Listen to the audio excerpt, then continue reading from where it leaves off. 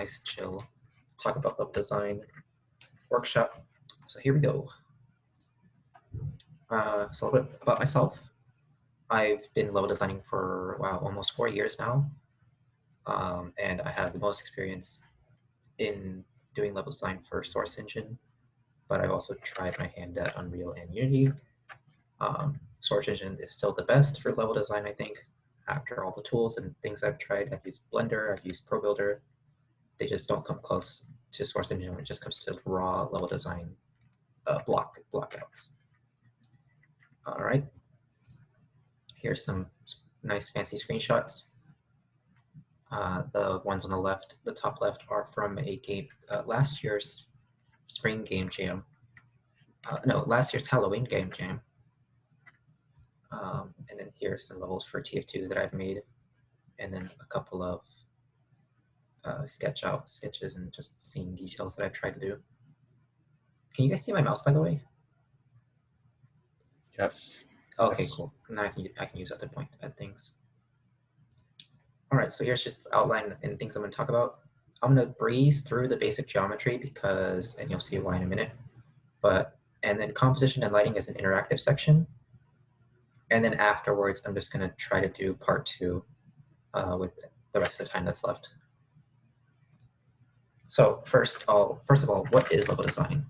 I want to make a distinction between level design and environment art, because if you Google YouTube videos for level design, you're actually going to get stuff for environment art, and it doesn't actually really teach you anything about design.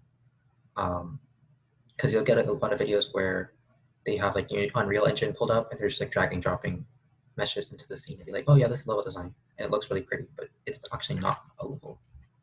So level design is the actual design for the gameplay of a particular level. So that includes gray boxing.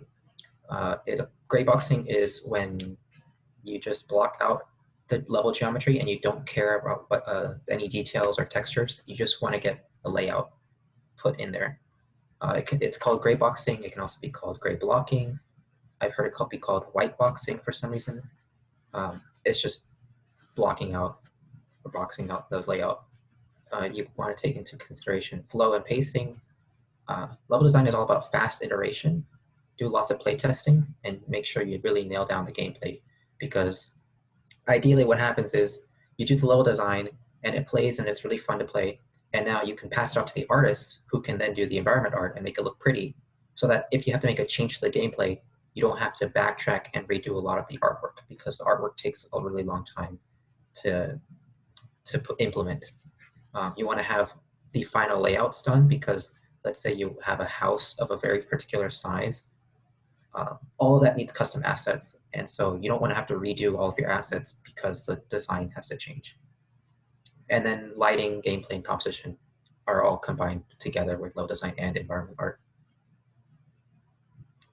Any questions about that? Or was that pretty self-explanatory? Maybe like some of this vocabulary doesn't make sense.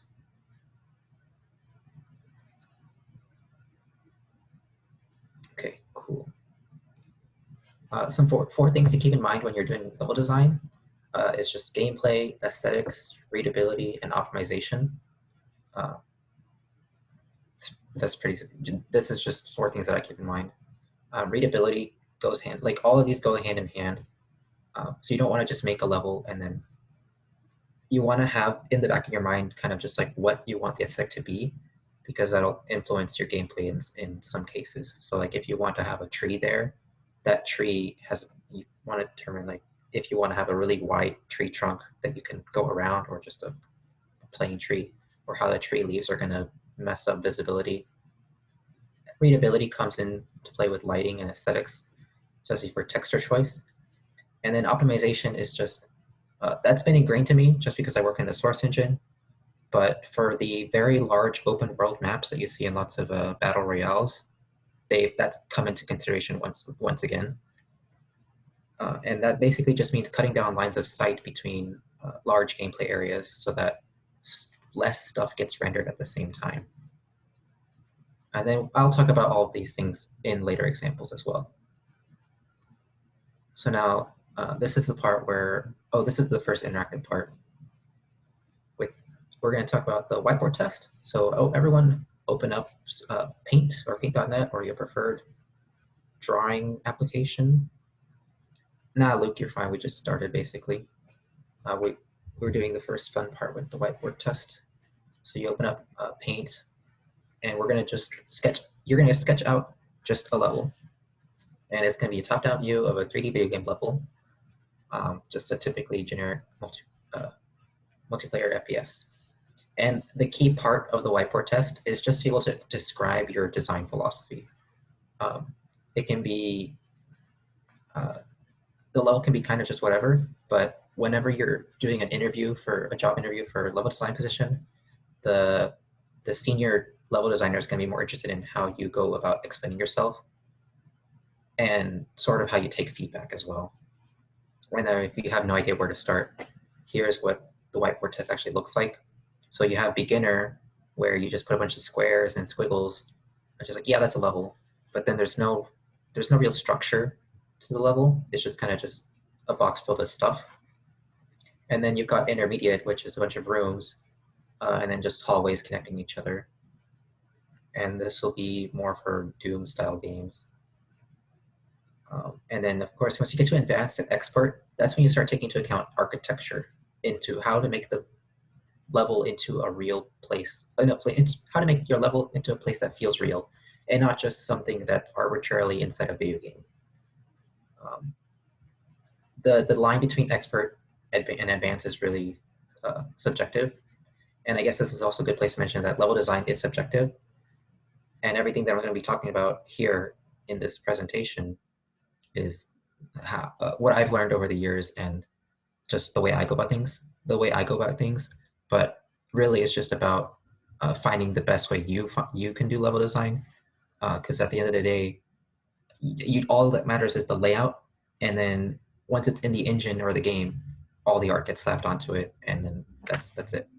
So the route you take to get to that point can be whatever you want, really. So I'm going to put a timer for 5 minutes, and everyone's going to go do the whiteboard test. And at the end, post a screenshot of it to the project sharing in the Discord, and then we can talk about your layouts. And I'm going to also do one. And then I'm just going to have this slide up.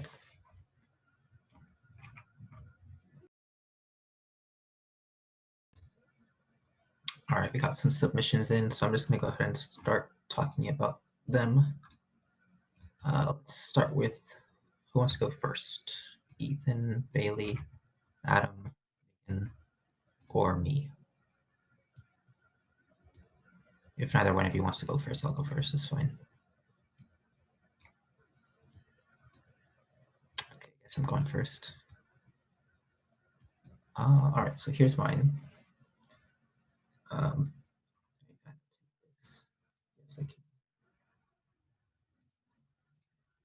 So this is meant to be some sort of two teams King of the Hill, where the, how to submit, just post a screenshot in project sharing on Discord. This is a King of the Hill game mode where two teams fight for the center objective here. So if you're on the red team, you have a couple options that are your spawn area, just right or left. I'll probably add a third exit right here. But immediately you're inside of this courtyard here. There's a lot of open space. And then your options are to go around this bottom side of this flank around this wall, go into this building, or take the higher route up and around this way.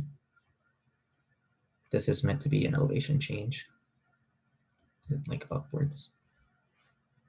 Once you're up here, this building is connected between here and here. And there's also another route out the back here. Once you're in this building, this part is meant to be like an elevated platform. So you have some height advantage. And these circles are meant to represent some rubble that you have to jump to climb up, as opposed to stairs, which is just a ramp. The difference being that when you have a ramp, it's just an immediate access, versus stairs, which is significantly slower and you can see enemies approaching. Then this exit right here just takes you directly into the middle area with no height advantage. And then in order to block some sight lines, I put this container here. It's just a block that'll prevent people from just dying immediately from people on the other side of the map. If you take the higher route, you can get on this ledge, which is a drop down into the objective. So this top area is very powerful, where whichever team controls it can have an advantage. However, this top route's also the longest to get to, because the way I've mirrored this map, the shortest route to the middle point is just to take this lower path. This actually goes this way. And the longest path is the top path. Then there's also a tunnel through the middle, and this route can change, but the idea is that there's just a tunnel through the middle that you can bypass the objective with. So if you have some people on the objective, but you don't want to get into that mess, you can just go behind to flank the enemy team. And the enemy team can expect you from this exit right here. And so you can be cornered by people here aiming, looking in that direction, or people here looking in that direction. Yeah, and that's pretty much it. It was pretty simple. All right, so who wants to go next? We got a couple. If not, I'm just gonna pick. I'll volunteer. Is that? Should I share my screen or? I can put. I'm gonna get the screenshot here. Sure. There you go. Oh, I need to clear my annotations. So you can annotate too. How do I do that? If you look at the top, there's like an arrow, or like, is it the top or the bottom? So draw. Can y'all see that? Yeah, there you go. Cool. All right. So let me full screen here. I was in the mindset of Ram War, in all honesty, Nice. when I was thinking this up. So we have two opposing teams on a symmetrical map, and there is an objective in the center. Say capture the flag. You try to bring it to the enemy base. And so the lighter areas are meant to represent higher elevations, if that makes sense. So say this would be like a plateau. This would be a lower path. This would be something that goes over. Are you drawing right now? Hmm? Are you drawing? I am not drawing, no. Oh, okay. Just kind of waving. Oh, can you guys see my pen as I move? No. You have to actually draw stuff. Okay. Sorry, my bad. Let's see, where was I? This is like a plateau. That is a plateau. You have like a sort of a staircase thing going here. Okay, and yeah, I see that now. The purple's like our cover. I was thinking walls. Yeah. These are walls as well. Ignore that they are not purple. So, oh, and this is the bridge that goes over the middle. So as you were talking, you mentioned that the high ground over the objective took longer to get to, and I thought that was probably smarter than putting it right next to the spawn point. Yeah, like I can see that bridge is also a direct path to the enemy spawn, so you can really easily spawn camp. So it might benefit this map to use these over here to connect a bridge, because it takes longer to get to there from spawn. Yeah, nice. Yeah. And these are choke points because they are narrow walls or narrow passageways. Correct. I was thinking the whole map would be like open instead of enclosed. Yeah. So is the black are the black squiggles like a void, or are they walls? I'd say they're a void. Okay. Like this is a floating. Yeah, I gotcha. So Nice. there you go. That is what I whipped up in 5 minutes in Paint. Maybe a little more than 5. But, yeah, that's very cool. Do you have any critiques? Anything that stands out to you? Yeah, like that's the bridge, but you covered that already. Maybe the fact that let me pick a different color here. Oh, I can orange. erase some of my stuff. So like these orange lines here, these two Yeah. routes are effectively identical. Mm-hmm. So a lot of people are just gonna run straight through the first one. Right. And then if someone takes the top route, it's the same interaction. Like if someone's here on the control point, they can see both these people approaching, and there's not much of a distance between attacking someone right here and attacking someone right there. Okay. So Go ahead. Keep going. there's not really much of a difference. This looks like a drop down, correct? So actually, I did not get to that, and Right that is here. because I forgot it existed. Let me try to get back my pencil. Here we go. So I was thinking this would be sort of an underground path that connects here. Oh, okay. Oh, so it is different then. That's something I threw in at the very last minute, but it might differentiate Okay, it that enough. makes more. Yeah, that makes more sense. And you can have an area at the bottom to fight in It is not as well. mirrored. Pretend it's mirrored. Pretend it goes here. It's rotated symmetry. The whole map is. It's rotated symmetry. There's rotated symmetry, and then there's mirrored symmetry. All right. But yeah, that is it. I think. I don't think I have anything else to add. Yeah. All right. Cool. There you go. So who's next? Who wants to go next? We got Bailey, Ethan, Adam. Or no, Adam just went. Megan. Bailey, did you want to go? Yeah, sure. All right. All right. So let's clear the annotations. Oh, okay. So looking at it now, there's a lot of stuff that's probably not great, but what I was initially thinking was something like a team deathmatch map or something. I didn't really consider the like spawn points for teams. That's fine. So yeah, deathmatch can have random spawns. Yeah. And so the main thing that I was thinking is that I had a circle like this in the center initially, and then I didn't know if I wanted to keep that, but I think I probably should have added some barriers or something there. But the idea with the buildings is that, like in this building here, there's 3 entrances.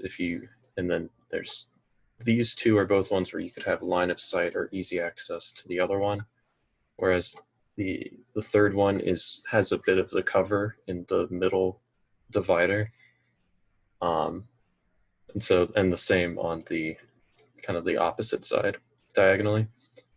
I wasn't so sure about like this long hallway on either side. I felt like that could be a good kind of choke point, because if you're going, because you'd have to commit to traveling down the whole route, and then if there's someone here, then the only other place you could go is back, and then depending on what kind of game it is, if there's guns involved, then you'd be kind of stuck going down a gauntlet being shot at. And then I also tried to make sure that there were some openings from there out back into this kind of center courtyard area, so that you could enter from one end of the gauntlet or not, and you also had places to get in and to get out. Okay. So, yeah.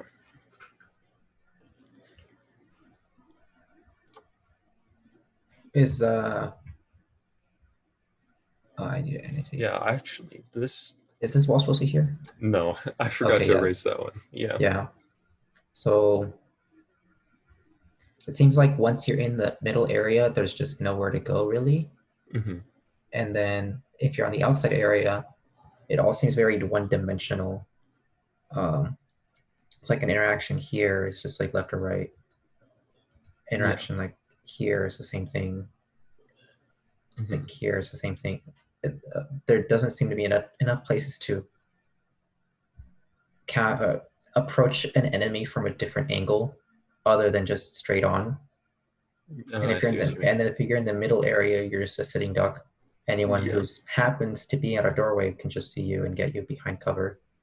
I'm not sure if these areas are intentional or not, where I hide there or something. I don't know. I didn't think that far ahead. Yeah. I mean, you could just put a wall here. It's pretty simple like that. That's true. All right. Nice. Is there any height differences? No, I wasn't real. I was thinking more of just flat, at least with this one. Height would I was probably make thinking- the middle area a lot more interesting. Or they Yeah. like even the rooms here are a lot more interesting. Okay. Maybe Yeah. like change the size of the doorways so that you can have like a balcony or a ledge that you can just run along parallel to the room, like Hmm. so you can have some height advantage over people.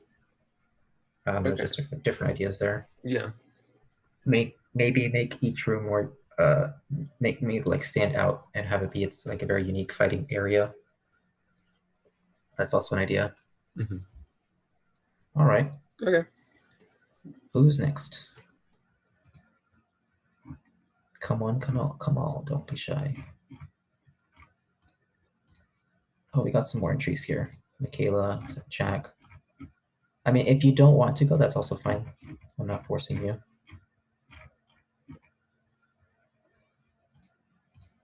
Like, I'll go if no one else wants to. Awesome. Very cool shape here. It's a circle. So yeah, you have the basically like a team deathmatch kind of thing. You got the red and the blue, Mm-hmm. and you're kind of start with a circle and things happen. But on the the players come out and then come out into their main area to like their side, and they can either go. Let's see, turn this annotation on. So they can either go that way or they can come into the other area and fight. Same with the red side. Yeah, I And see then I forgot to make openings in these. That one I was trying to fill space. So I was like, I didn't know exactly what to put there. Like maybe some obstacle or a building in these areas here. But right now it's just kind of like something to fill space. So it's not just a void. So there's something to interact with and something to hide for cover. And then like they got little outpost areas, which are these things. Like little outposts where they can just stay or get supplies if there's an ammo thing going on. And then they can go into these buildings, and there's a flat area, like a lower area, and then you go up the stairs, and there's a balcony, so you can see over the area. And that's why I have these buildings, so you could see through it. And then they can jump off the balcony, and then they can go back to the other area. This is like water, so they can go in the water and swim to either avoid cover or pop out. And then in the middle, in these two areas are towers. So you can go to the tower, and then there's a walkway, so you can go in between the areas. But this way, you can shoot from the balconies of the people, and you can be also shot from the other side. So I thought that it's not going to be too high enough, so you can jump into the water to avoid being hit. And then on the other side is a wall, so they have to try to get into the other side if they want to. I kind of didn't know what else to do. Interesting. Did you say the squiggle in the middle is the wall? Yeah, that's a wall. I started with that, and I'm like, went to the wall, and then I had like the towers, and so then just kind of went from there. Is there a path from this side to here? I was potentially thinking of putting something there in between the waters, like maybe you have this whole thing just one big waterway, and it goes underneath the wall. But I wasn't sure. The geometry around the spawn area is pretty interesting because you have a lot of options, and if you go left, this building blocks the sight line. Then you have to like cross this sight line to get into this building over here on the left. It seems like most of the fighting is going to happen on the bridge here in the middle, but then like whoever owns that can just really easily lock it down because the only entry points are the tower staircases, right? Yeah, but you can also shoot them from the balconies. Oh, so this is an open top? Yeah, it's open and you can see the whole way through. All right. Yeah, so that way people can shoot them from the towers, shoot them from the balconies, and they can jump off the bridge if they want to. Yeah, that's fine. Nice. Cool. Probably like the only thing here is that maybe this area is a little bit empty right here and here. Yeah, like I didn't know what to put there, so it's like, eh. You could probably bring this building out and make it more interesting to fill up, to take up more space, and just be a more prominent feature other than just like, okay, this is the ramp to get up to here, and then the only thing you can do here is like shoot across. Yeah. Nice. You could probably continue the tower motif somewhere else and have it connect to other places. Cool. All right. Well, unless anyone else feels very strongly about their submission and they want to talk about it, I'm going to move on with the presentation. Thank you, everyone who wanted to explain their whiteboard test. Does anyone else want to present, or should I move on? Talk about my RPG map. All right, cool. Again, let me get yours up there.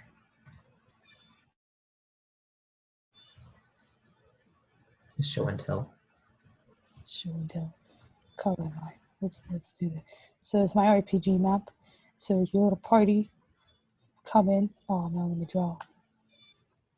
Oh, with the pencil. Where's the pencil?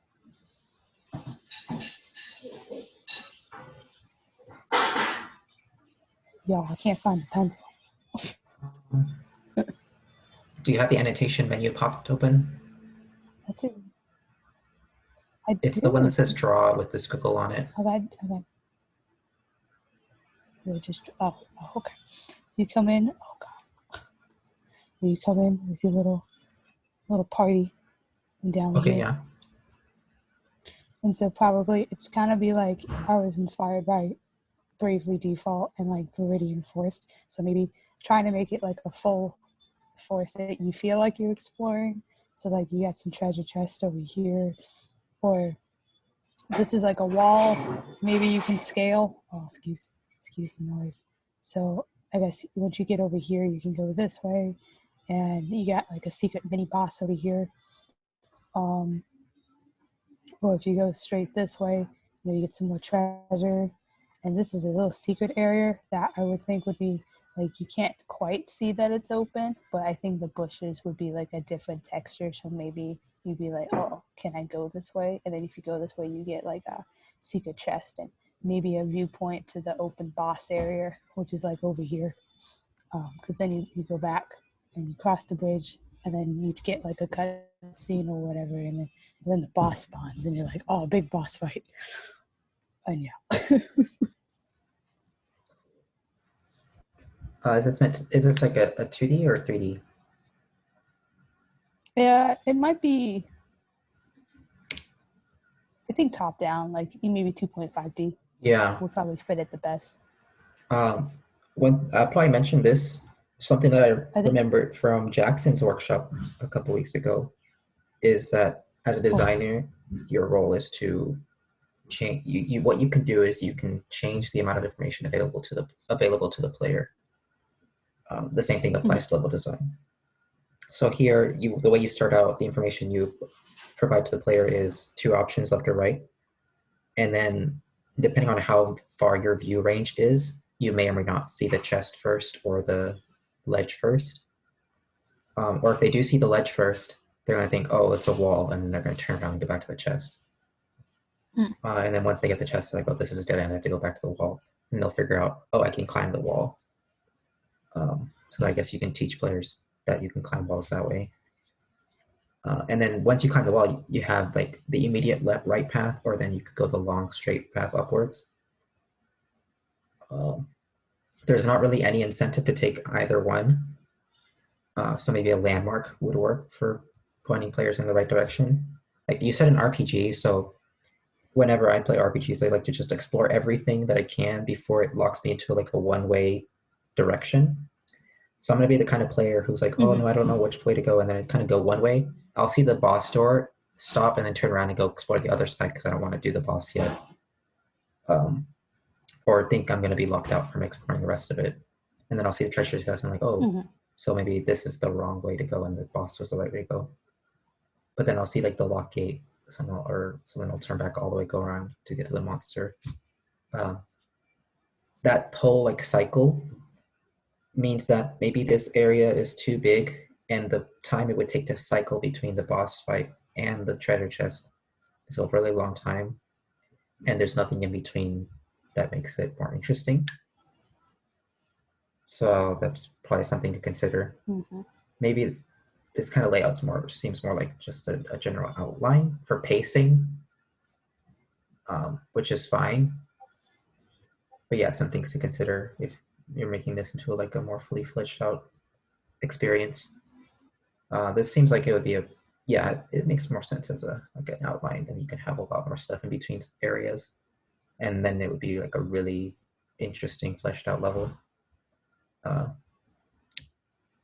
Yeah.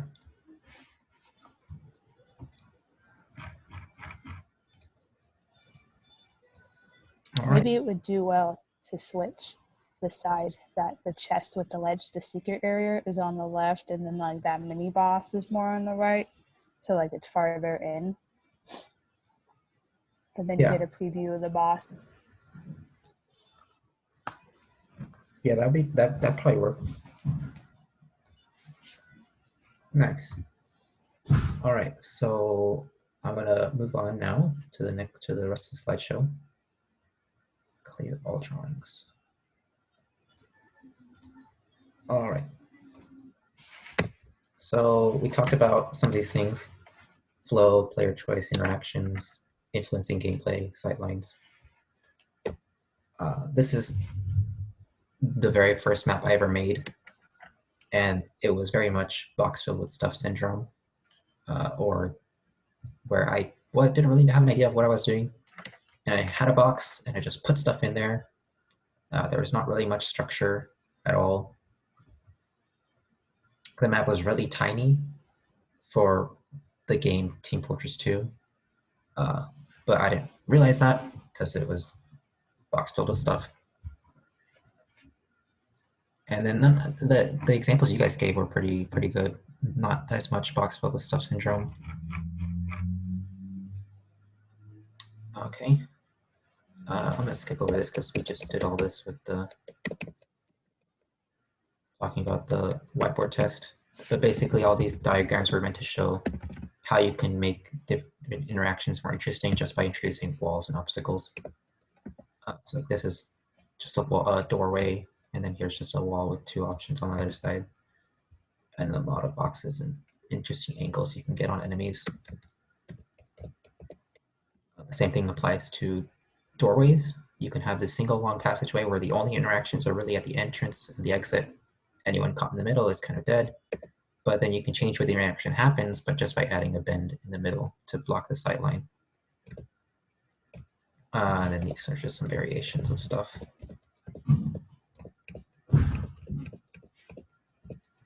Okay, so here I'm just talking about some things with ledges. This is just a drop down. It's a one-way direction because once you drop down, you can't get back up. But if you add a ramp, now you can go between the two elevations. Pretty self-explanatory.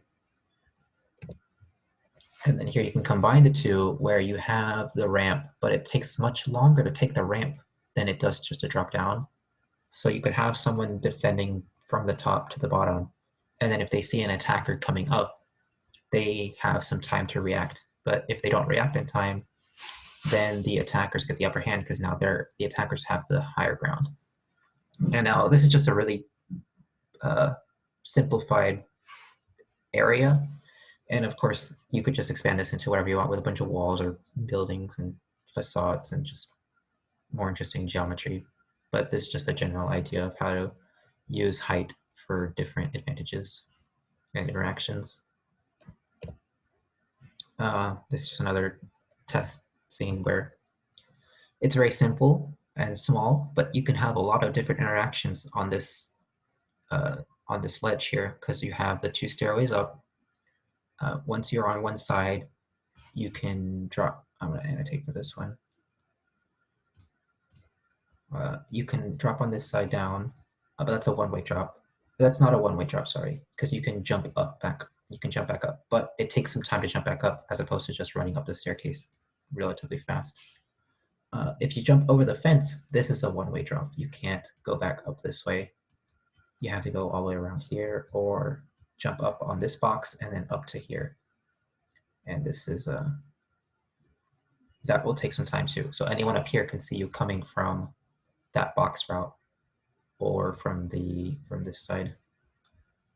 And of course, once again, it's a very isolated case, but just something really, just how you can create interesting geometry with the level of interaction you can have.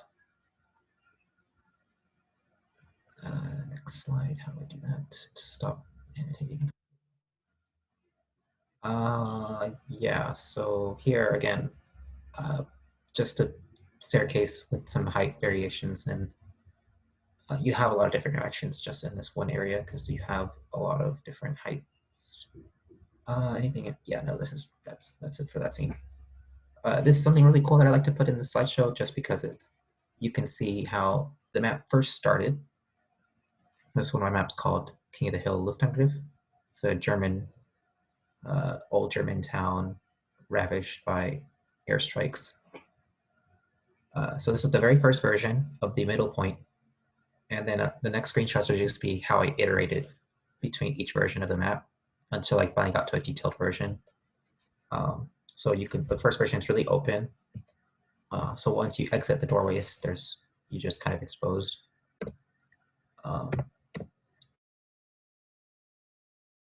And then as I progressed to different versions, I learned to add some walls and just places to get some cover. Or like I expanded I created more isolated places between the bridges and the point, because a lot of the feedback I was getting was that it was too open or that enemies were coming from every direction.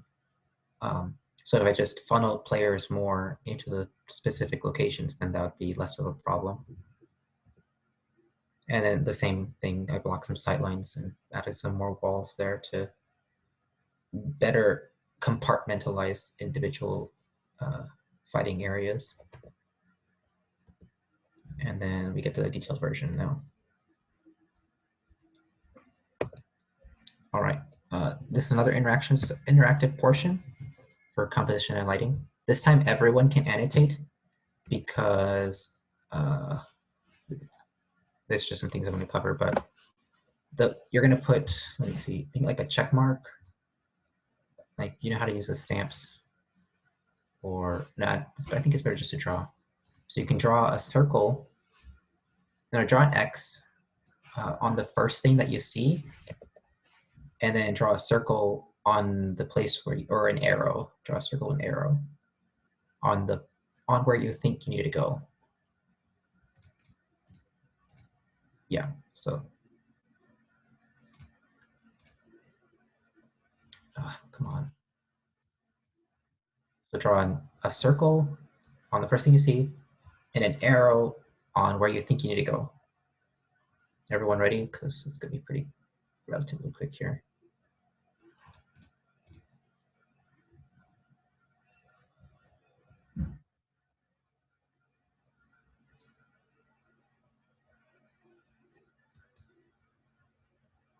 Oh, wow, that's really cool to see this.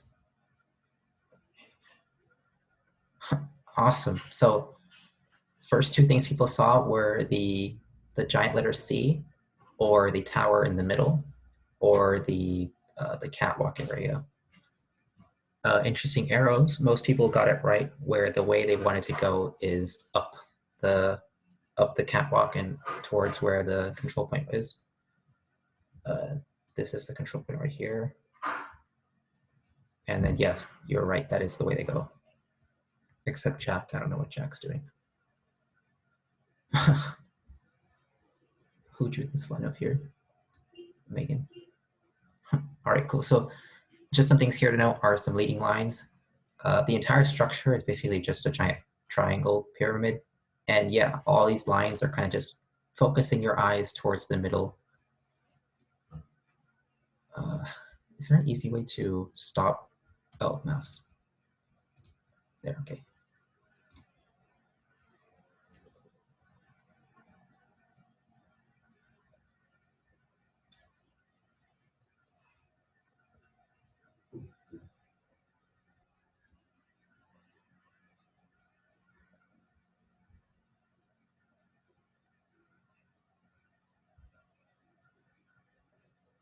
Interesting.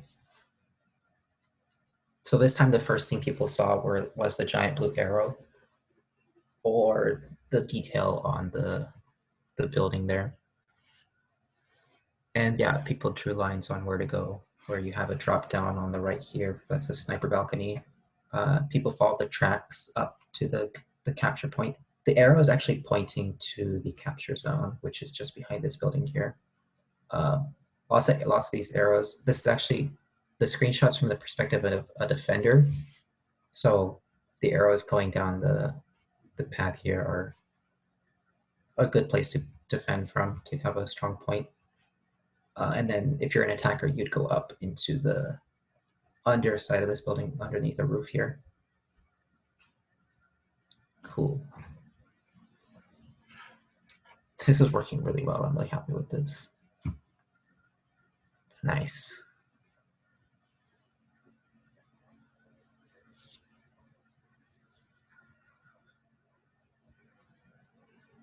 Yeah, everyone kind of just got this one spot on. Megan's trying to do a circle in the middle area. The first thing you saw was the giant circle on the left. So I gotta clear this. So here, this is where lighting and composition really makes a difference, because you want to put level of detail where people should look. So in this case, everyone looked at the doorway because that was an area of high contrast. And then just because the doorway is a lot darker than the light wall and the light wall on the right. There is some clutter on the right there, so you might have looked there first, but then that's all dead space. There's actually nothing there, and even the door has a stop hand on it. So it's like, okay, that's clearly not the way to go. The only way to go is left into that door there, and that's actually the intelligence room. So that's where the flag is kept. That's where the objective is. So you have all this negative space just in the middle of the scene, because that's not interesting. That's not where you're supposed to go.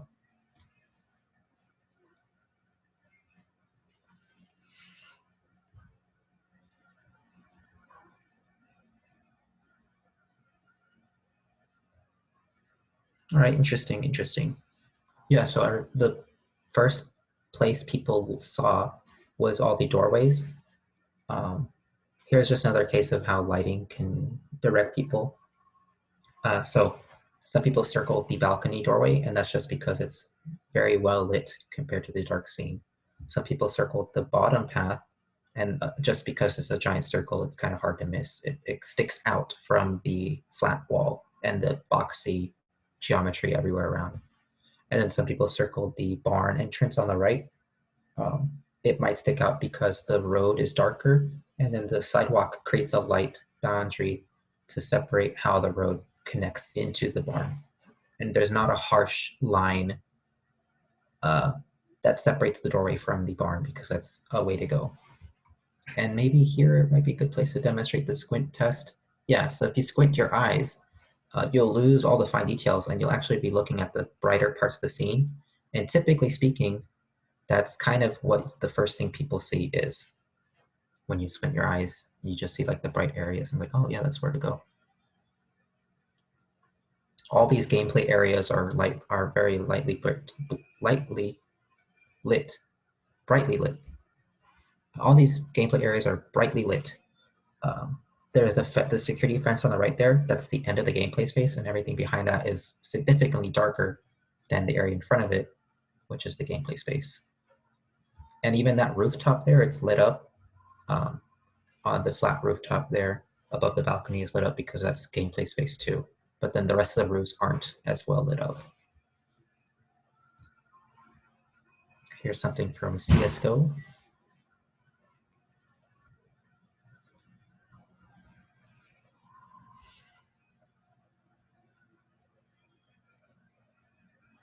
All right, interesting. So cool. Yeah, the first thing people see is that very highly detailed building. And that is actually the only way to go, that this is a one-way area. Megan drew an arrow from the left dropping down, but that's actually not gameplay space. And there's also no detail there. All the detail is towards the front. But yes, you can drop off of those boxes to the left. There's a drop down there. Megan, what are you doing? You can't get on the roofs. It's just another example of this is just another example of composition for a scene, and you levels of detail where you want people to look. Yeah, just play on dust parkour and then Megan's right.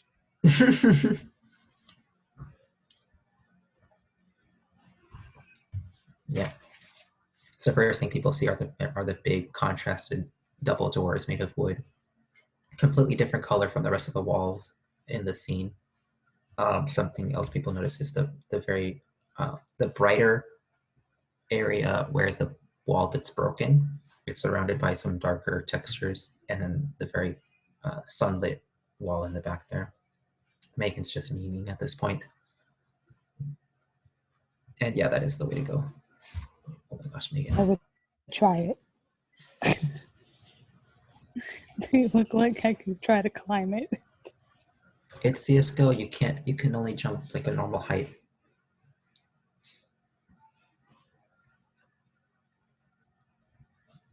You can just stack. You're right. Interesting. So the first thing people saw was the arch or the path to the left, and not the tower with the tower that sticks up. But yeah, that is the way to go, and that tower would serve as a landmark because you could probably see that from further back as well. Some people saw the doorway, just the door against the yellow building. That is interesting, but that is actually a route because that doorway to the right is open. You can see how that's open right there. So, and people can come from that direction. Adam put in, oh. I'm guessing you guys didn't see the doorway then. But you saw the balcony, which is important because that. Where is Banana?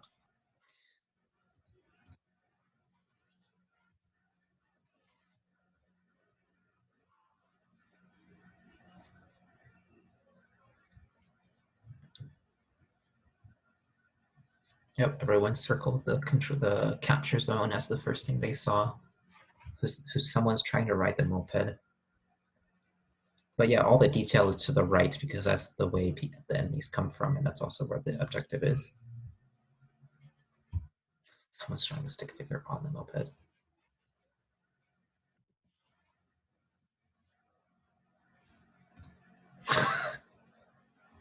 Okay.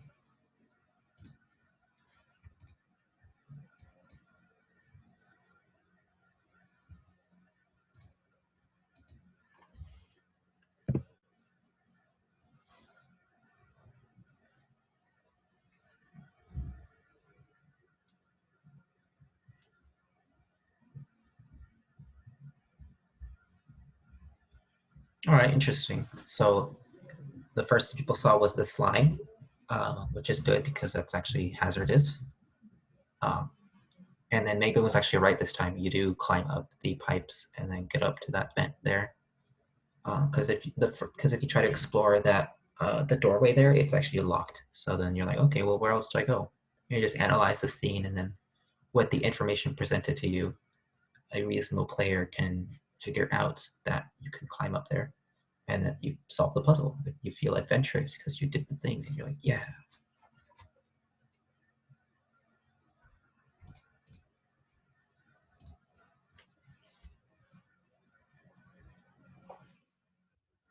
Interesting. Everyone saw the platform in the middle. This is a trick question because there's actually no way to go here. This is an arena area where the door is closed and you're locked in here. So yeah, you can jump across the platforms and really just jump wherever you want because enemies will be coming from the different doorways.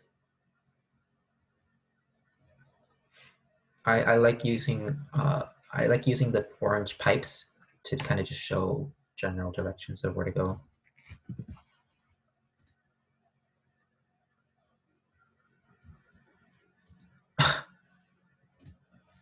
I like people drawing the stick figures up there.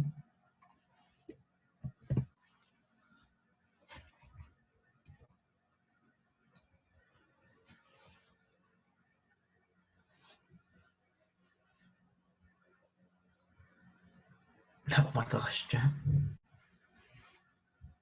So people circled the bright areas of the scene, which is good, because that's where the enemies are coming from. the enemies are coming from the buildings, which are very lightly, the doorways are lightly I'm saying lightly bright again, brightly lit compared to the outside. So you can see when an enemy is very contrasted against the light background. And yeah, that is the way to go. I like all this art that's happening.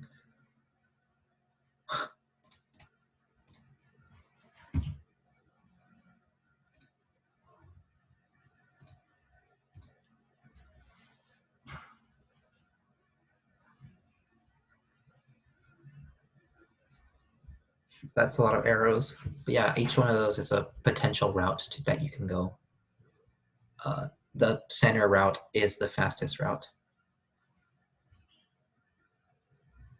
Oh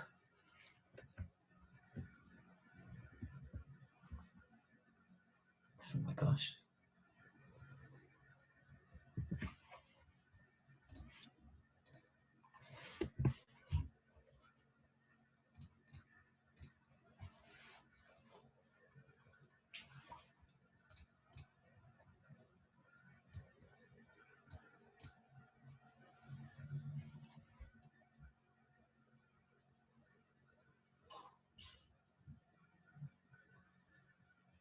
Megan, what were those question marks?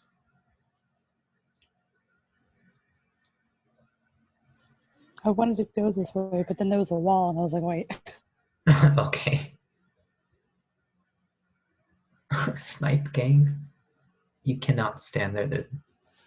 That's out of bounds detailing. Interesting that people saw the doorway in the concrete wall first. But yeah, some people saw the bright colors on the left there. Yeah, the way down from the concrete wall is a flank route past the point. Oh my gosh.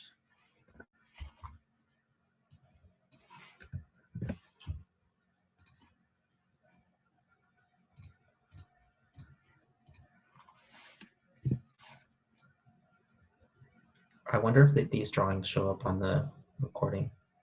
I think they do. Huh. Ethan saw the door on the right first.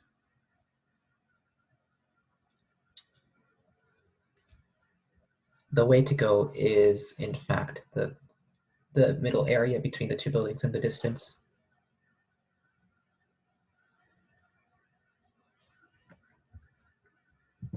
Here in this scene, I try to use lighting just to direct the player where to go.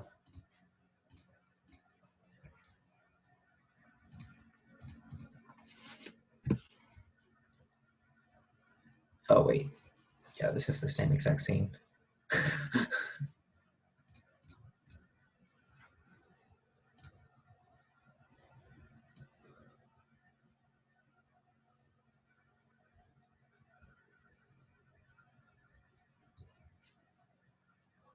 So Disneyland and Disney World, they very much employ the use of landmarks to tell people where to go, and kind of people just gravitate towards the landmarks.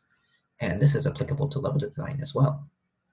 I mean, and just in general, lots of things from architecture can fit very well to level design.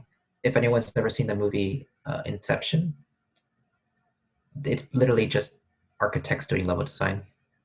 Is the entire movie. Oh, all this drawing. Oh, hidden Nickies. I love it. I gotta clear the annotations. Oh, I don't have to do anything because the drawings are already perfectly matched to the scene. It's the same thing.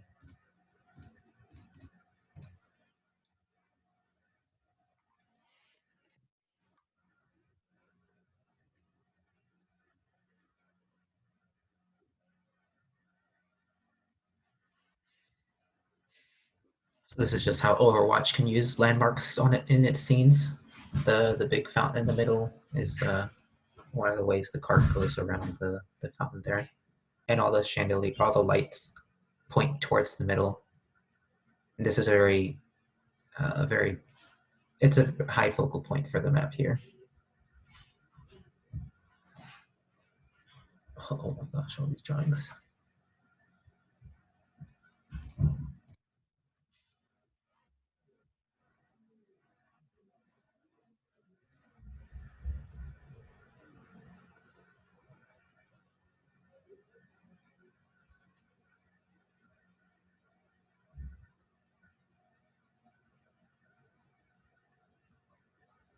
So in this scene, it's actually a lot more noisy compared to the other scenes.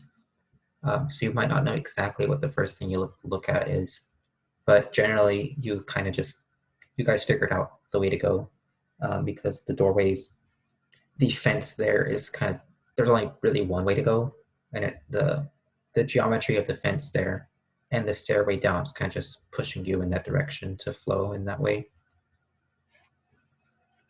But yeah, the tower, the orange tower there is actually a different color from the skyline, so it sticks out more.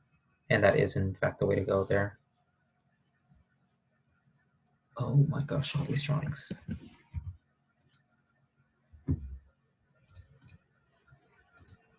This is not the best screenshot, but we'll see what happens. Yeah, that's what I expected. Everyone just kind of circles the entire thing. This scene is also very noisy. There's a lot of particles going on. So you don't, your first exposure to this, you really have no idea what to look at. But once you take a closer look, you can see that there's a staircase in the distance, and that seems like a route to go. But otherwise, there's not really much anything here pointing you in a single direction. So if this screenshot was taken from further back, then maybe it'd be more clear which way to go. But in this particular instance, it's not very clear where to go. I think this might be the last screenshot. No, there's more.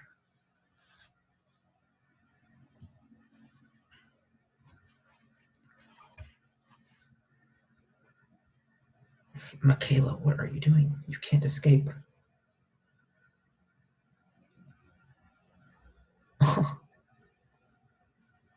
If Blaine were here, he'd probably say something, but this is from Ram War, and this is Blaine's map called Town Square.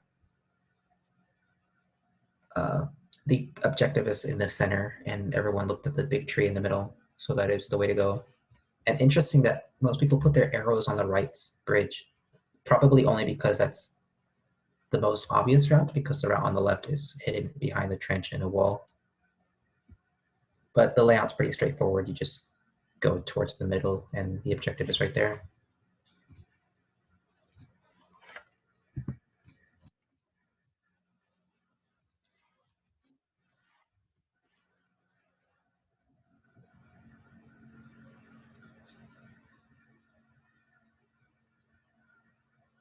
Nice. So everyone's looking at the water first. It sticks out a lot from the gray background there. And then a lot of people think that's the way to go, and you're right, because that is the fastest way to the middle area. And yet you can drop off of this ledge down there.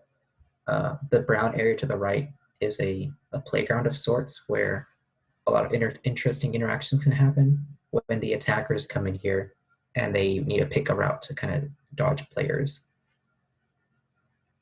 Off the map, gang. Nice. Touchdown. We got some football lines in here, right? Is that how that works? I think that was the last screenshot at that point. Yes. So now some techniques. You guys can stop drawing now. I knew this would happen.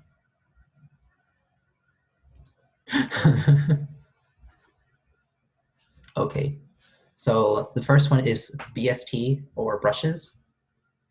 And this is the oldest type of level design, where the levels are defined at, well, BSP stands for binary space partition, and it's just a file format for saving level geometry.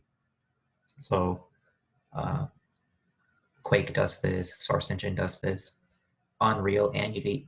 Unreal used to do this, and Unreal still has BSP, but Unreal and Unity are now mesh-based game engines, where the geometry of the world is defined by meshes and models, and not by blocks in the world. So BSP, or the blocks are called brushes, and that's just something that is used for BSP level design. That's just the terminology that happened. And if you're like, why are they called brushes? Well, the term is believed to come from like how artists have different brushes to place in the painting. So a level designer, a block is a brush for the level. And then another technique is to use level motifs. These are some level motifs I made for Ram War, and they really helped me figure out what are the different kinds of interactions that happen with the different layout of geometry, and how many of them can be unique. And this is, I think, I recently came up with this strategy. Maybe I've seen it somewhere else, but I don't know. But if you're feeling like stuck and not really sure how to just design a particular area, maybe you can make some motifs and just brainstorm different ideas. And in this case, I came up with lots of unique areas, but in another case, you could have a single type of area, such as the drop down, and then come up with as many different variations to that drop down as you can. And then you'll have a catalog, basically, of just modular, maybe not modular elements, but just tools in your arsenal as a level designer to just drag and drop into your level as you see fit. And you're like, oh, I want this kind of interaction here. So you put, oh, I've done something like before. So you go back and you look at it and be like, okay, yeah, let me implement that here. And these will change depending on the game mode, depending on the weapons, depending on the players. It's entirely up to you how you make your own level motifs and how you go analyzing other people's level for their motifs as well. So it's really just very open-ended here.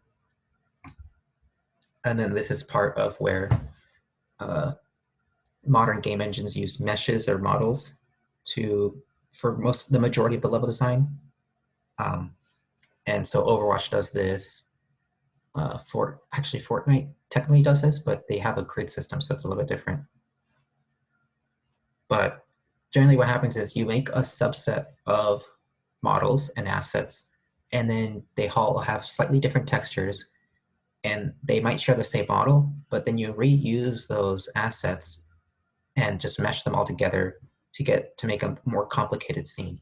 And I like to call this kit bashing, even though it's not exactly kit bashing, and you can look up the term kit bashing if you want to. It comes from the cinematic industry, a lot from Star Wars, where they made the Millennium Falcon. A lot of the smaller details are just kit bashed random pieces of metal or plastic that just get glued onto the prop.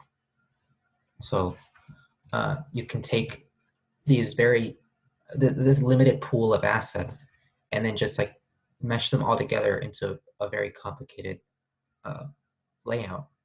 And so you save yourself time in the nitty-gritty details, and you can just focus on the general layout and composition of a scene using a very limited pool of assets. So here there's always only two kinds of buildings, the yellow one and the white one. And then there's a wall section, and then I have like a market section, and then you've got the stairs and the rocks. Those are all props there. There's a different angle. So I kit bashed together all the buildings, and then I had just a rough idea of where I wanted the river to go and where I wanted the road to go. And I used, I just created like a zigzag pattern, and then I used the buildings just haphazardly placed. I wasn't really caring about whether or not they meshed together realistically. I just cared about the outline and silhouette of the level. So here you can see how these wall pieces are just mashed together, and even like the boardwalk down there, or the white building on the top, is just mashed together. And if you look closely, you're like, well, this doesn't make any sense physically. But once you add lighting, lighting also helps a lot. So here, when there's no lighting, you can see all the parts where I can try to hide how stuff was glued together. Right here, I put some extra props at the seams of the buildings, but then up here, you can just tell that they're just stuck together. And then once you have lighting, you can't notice those incorrectness details anymore. Just because you're taking the scene at face value, and you can see like, oh, like it's a town, and like there's a river, and you just get the general idea of the level, and not necessarily the finer details of the details. And here's just a different angle for the shop scene here.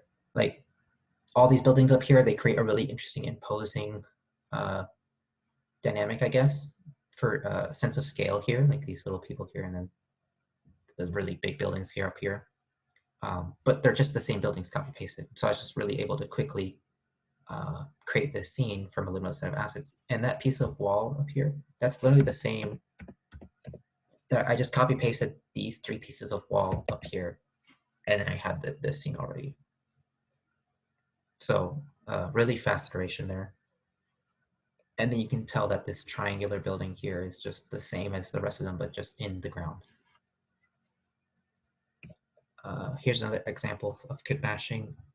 This is an Unreal Engine from last year's Halloween Game Jam. I made like 3 different rock props, 1 tree prop, and that's about it. The sand, the grass, they're the same rock prop, they're just colored different colors and scaled up. The props are all different colors, and they're scaled differently and rotated differently. But in total, there's maybe only 5 unique models here. And I just used the tricks I learned over the time with like composition and level of detail to make sure that the out of bounds areas have less detail, with the bigger rocks and the mountains in the background, and then the more gameplay oriented areas have more detail or more color and contrast, so that you can tell that the ground is a completely different color from the walls that are kind of closing the space. And maybe you can tell that there's a ledge right here, and then enemies can actually come up from here and they take this path downwards in there. And then here's another level from the same game. I just made 1 building asset and 1 tower, or the tower asset with the wall attached to it, and then the wall with the gate through it. And again, I just slapped together all the buildings into a haphazard layout, focusing more on the composition of the scene and not really whether or not the buildings fit together realistically. I reused all the same assets again. You got the rocks and the water too. This is from the most recent game jam. I did the same thing where I only made like 3 building assets and then like a couple rock assets, and then just kind of just put them together into just a rough gray box essentially of a layout. There's a lot of things I would change in the layout, but I wasn't really, I was trying to get this done as quickly as possible. So even though in order to get a better gray box, I might have worked in external software, focused on the level design, and then imported that into here, and then just play tested it out. There wasn't enough time for that. So I just threw together these rock models and these building models into just a general idea of what I wanted. And in this screenshot, I tried to keep the pumpkin in view as a landmark, so you kind of know which way you're supposed to go because you're supposed to attack the pumpkin. And here's just a top-down view, and it's a little bit easier to tell all the individual assets. So I had a small building, a tall building, a silo building, and then all these lumps that are a different color. They're 2 rock props. And then the flat plains are like a terrain model that I made really quickly. So I only had 3 terrain models, and I just kind of placed them around in different rotations to create slopes, because and then the flat plains just create a flat area. And you can't tell from this screenshot, but you can see there's some fencing around. And then up here, I just want to show this right here. I reused the same fence asset, but turned it 90 degrees and used it as a platform that you can stand on, like a wooden boardwalk kind of thing. But that's the exact same asset as this fence right there. So in total, there's probably, you got the tree. Well, there's 3 variations of the tree, but 1, 2, 3, 4, 5, 6, 7, 7 unique assets here to make the whole level. What else do I have next? Additional resources. Cool. Twitter is actually a great place to go look for level design inspiration and just conversations about level design. Every October, there's the hashtag Blocktober, where you got industry devs posting their gray boxes for some really popular games. So this one I think is from Call of Duty, and the right is I think Apex, like the Battle Royale. I'm going off of memory, so they might actually not be that, but that's from Blocktober. And then the hashtag level design is, you can just look that up really quickly and you get a lot of cool works in progress from people in the level design community. And then YouTube is also a great resource. You have some cool YouTubers who do some level design stuff.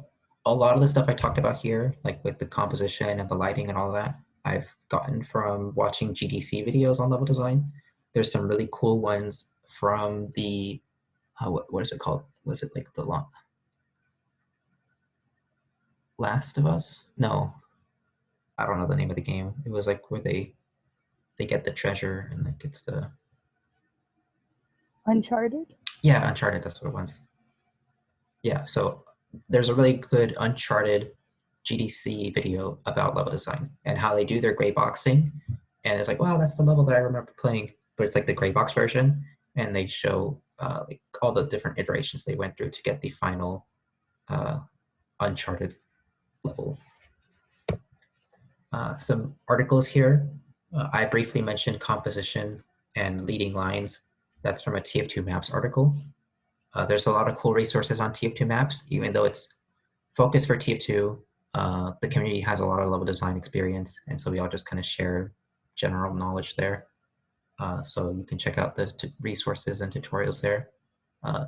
Andrew, the door problem is really cool analysis of how many different ways you can approach a door in level design. So all the different interactions that can happen just from a doorway and all the different decisions a player has to make. Gamma Sutra has some cool articles on level design. And then the Bobby Ross portfolio has a really cool visual guide for multiplayer level design. That's basically like the first half of the presentation, but like a whole website for that.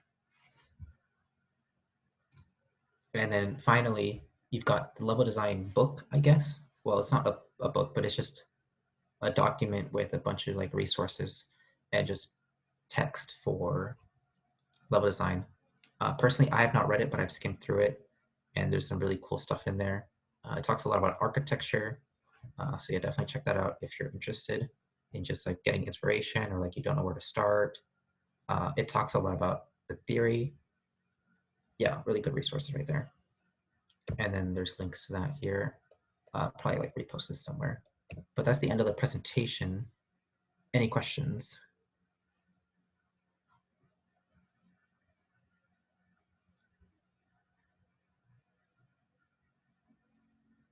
Did I go too, maybe any feedback? Did I go too fast, too slow? Maybe something was confusing. I really like the interaction part. Yeah, from last year's presentation, that was really like the major thing that was missing. And like the Zooms actually turned out to be a good thing because you can have all this interaction here and people aren't really just like bored falling asleep. Jokes aside from the art, it was interesting seeing where everybody looked first. It was divided in a lot of maps, but in the other maps, it was one central location. Yeah, I'm really glad how that turned out to really like put like all the GDC talks and the squint test and all that. It's like, oh yeah, you do this and that, and then players generally know which way to go. But like, it's one thing saying it, and it's another thing doing it in practice and like seeing it actually happen. One thing for level designers a lot of the times is just you need to be very good at taking in feedback from play tests and then just kind of making up your own mind about how you want a certain area to play. Because a lot of the times play testers and their feedback make no sense and they don't really know what they want. You could take their feedback at face value and just like fix the problems that they're specifically addressing. Or you can say, well, you're wrong, but then actually like see how the level plays and make your best judgment as a level designer to how you want the level to actually play.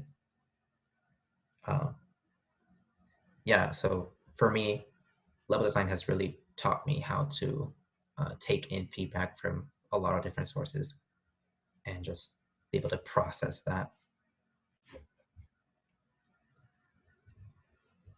Cool. So now, because there's extra time left, part 2 is just going to be like a Bob Ross style thing. Why is there a circle here? Someone annotated the circle. I'm just going to build a level and just kind of talk through it. This is just chill type of thing. Everyone has ideas. We're going to build a level together.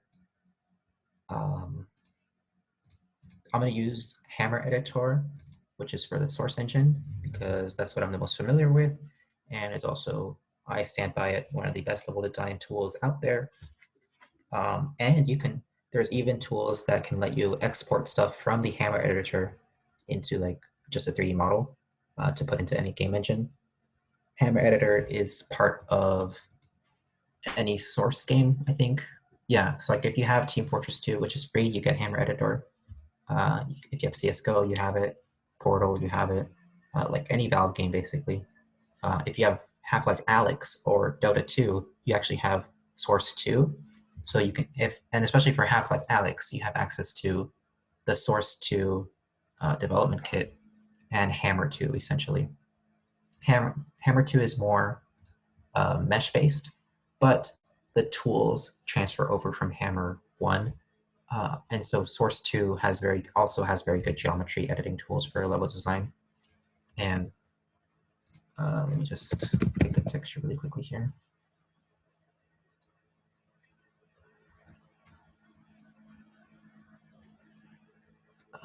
Let's go with this.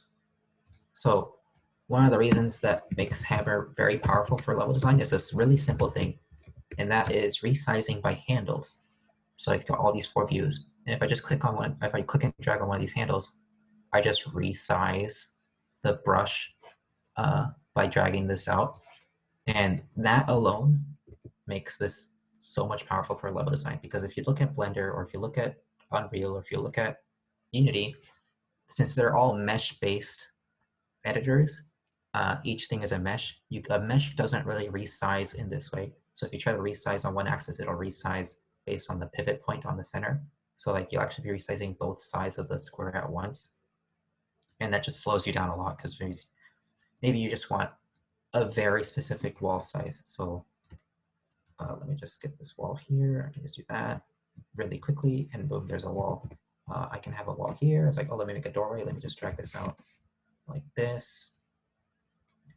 And then I have that. And then I don't have to think about putting this in the middle here and like doing that. I just drag this over to where I want it to go, and boom, that's done. So that's why I use Source Engine Hammer Editor. But if you're more comfortable with any other 3D software, by all means use it. This is just what I'm comfortable with for level design. So let's make a level, shall we? Let's make a level for the pumpkin action game, right? Since that doesn't really have a level yet. Anyway. Right, Megan? Let's see. You laughed from there. So pumpkin action is basically Minecraft Bed Wars. So 4-way symmetry with a center area in the middle to get all your resources. So I'm going to start with that center area. Everyone has shotguns, which are short to medium range.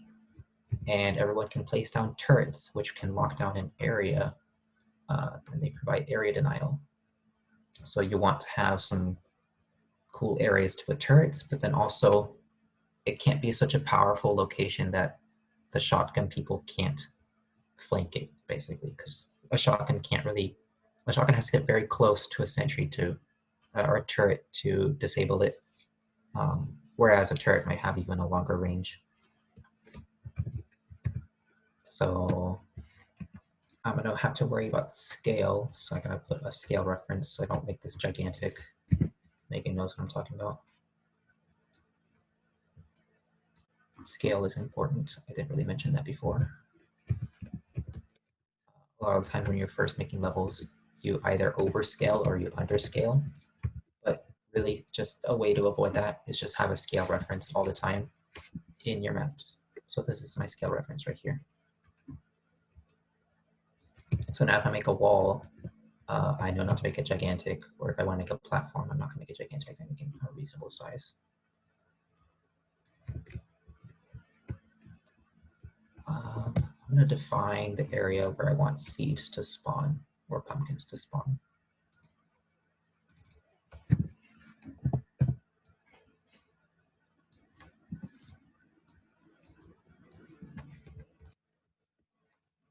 So what happens is the pumpkins will spawn here, and so this is where people are just going to congregate naturally. So I want to have an interesting fight that can happen across this area. I'm going to start with just a flat area just so I can have something to work with. I feel like there should be music or something. It's probably really quiet.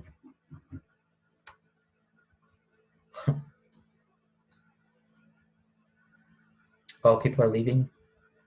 Bye. Thanks for coming. See you, Jack. Thanks for the workshop. Dude, thanks everyone. Cool. I totally missed the chat. I should have been looking at that before. Oh well, anyway. Oops. So because everyone has shotguns, and actually in this game people have double jump, I can make a platform and double jump onto. That would be interesting. And then you actually can use some movement for that too.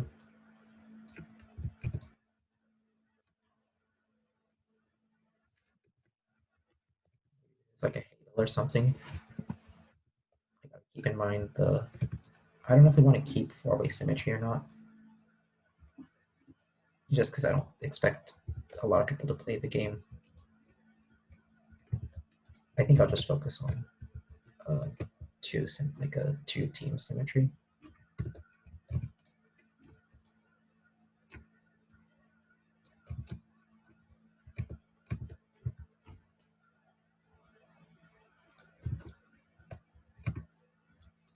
Y'all can unmute too. We're just supposed to, this is just a chill time now.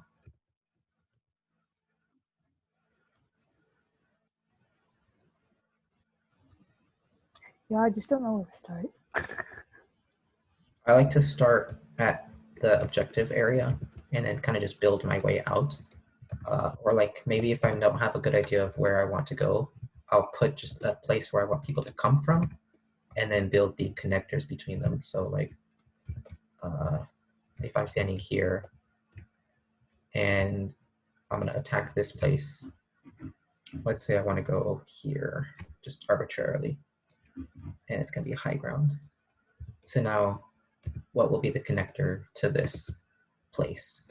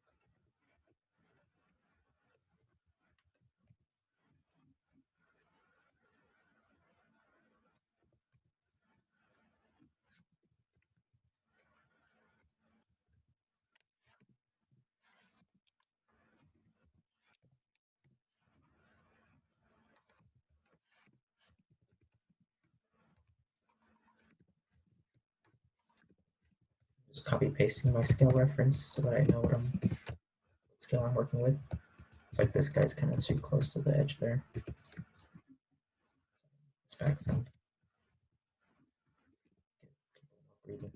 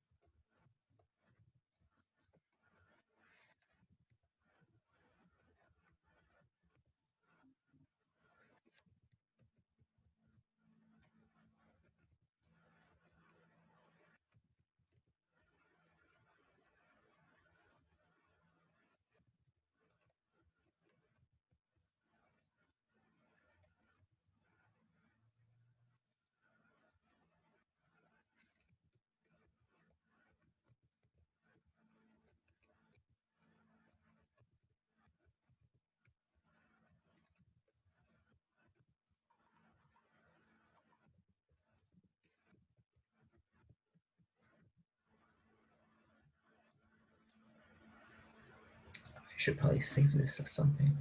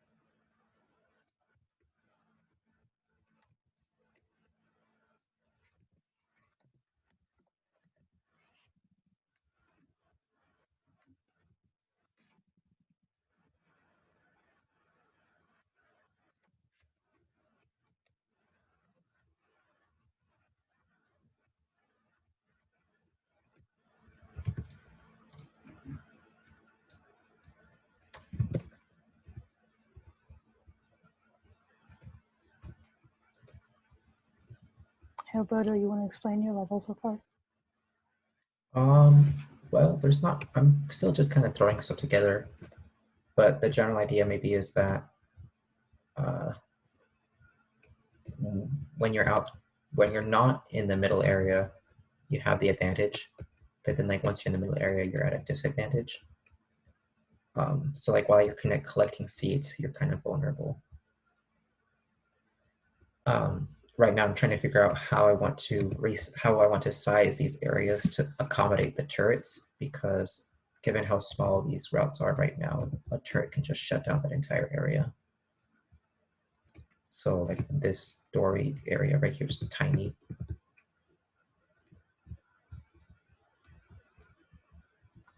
In that doorway, couldn't you do a route? So since you have to the right there, like a little corner, you could make a longer route around the back, like directly to the right. Yes, but also people can place turrets wherever they want. So I could place a turret right here, or like behind the, right here even. And like there's not gonna be an easy way to get to that. Or like back here especially. Like this is a big sight line right there to the middle area. And it'll be very difficult for a shotgun to get back here without having to go all the way around to get a good angle. But then like if they do go all the way around, then there's probably gonna be more turrets back here.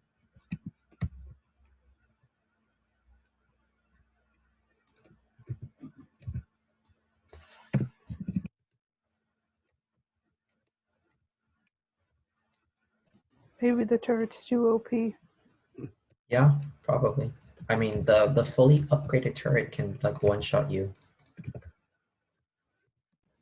You might need some restrictions.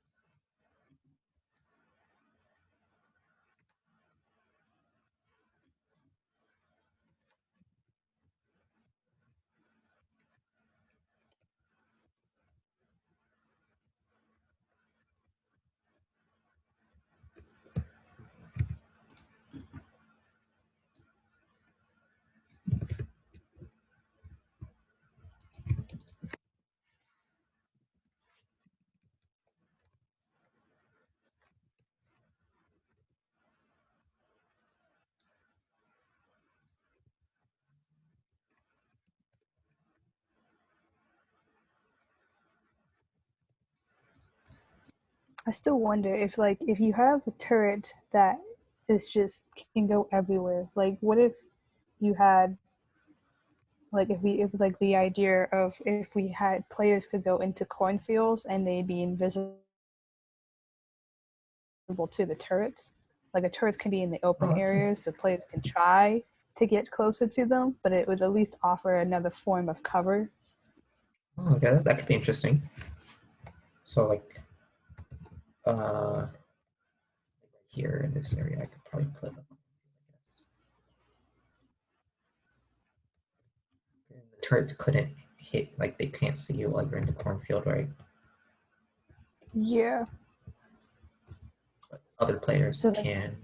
Yeah, so like maybe you can other people can, so like you can double team a turret so one people distracts it while a second person gets it.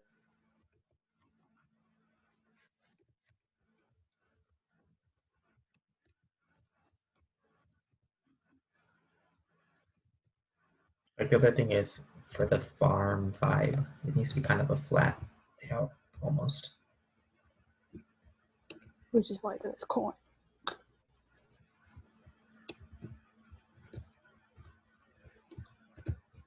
Corn is very tall. How tall is it? It's like a person's height.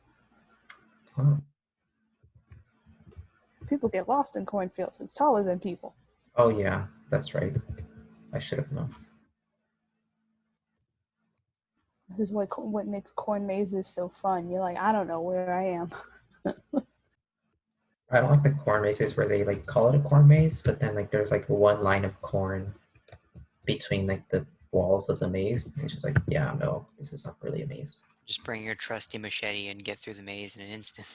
Like if I can walk through the, like if I can walk in between the corn stalks to get to the other wall, it's not a maze.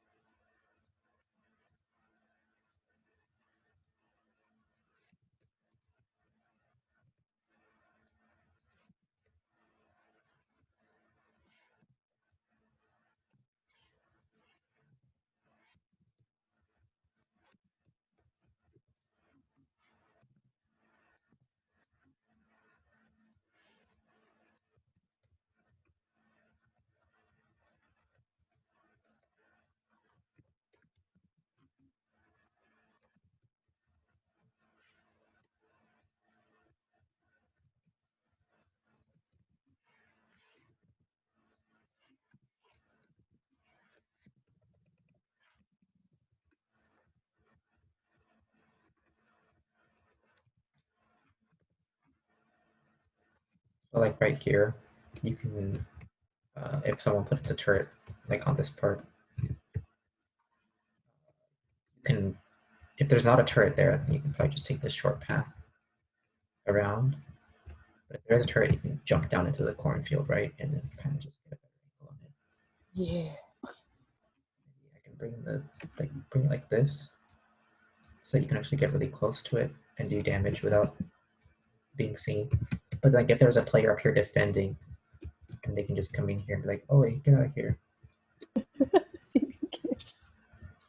Oh, but also this is a one-way, so like the only way out after jumping down here is up through here. Now you're screwed. Now you gotta make a decision.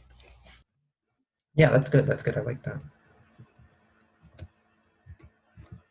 So like if you need to destroy the turret, you have to commit to getting it. Maybe that might be too powerful for the defenders though. Playtesting. I mean, I guess we could get people a ramp out of there if we think it's too strong. Yeah, exactly.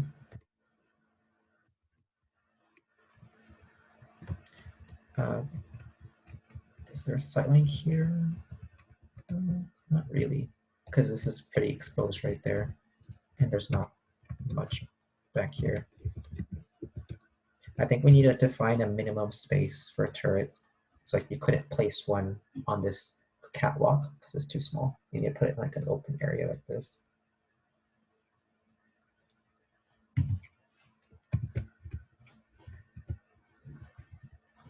So like whatever ray trace is putting down the turret, make it check for the bounds of the, make it check for walls and such.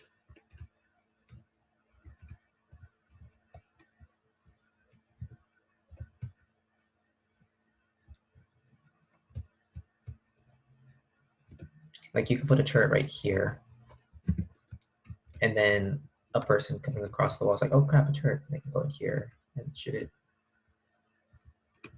I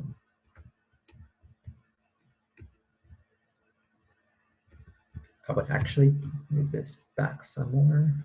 Yeah, I think maybe increase the distance a bit. So the turret's actually a little bit more formidable. However, I can have a section over here where you can climb up to this part and get closer to it from over here. But you have to take a different route instead of a more direct one.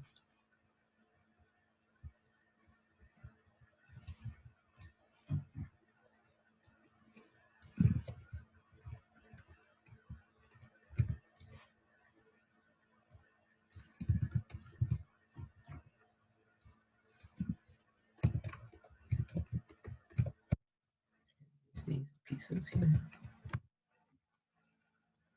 You can double jump too, so you could probably double jump up this.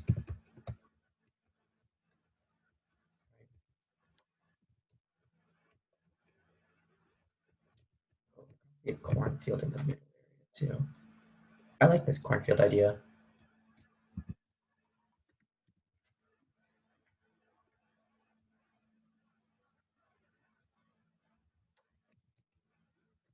And then we can even put stuff inside the cornfield, like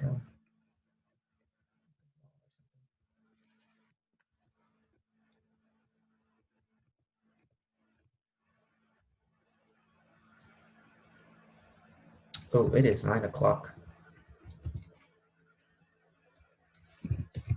Thank y'all for coming.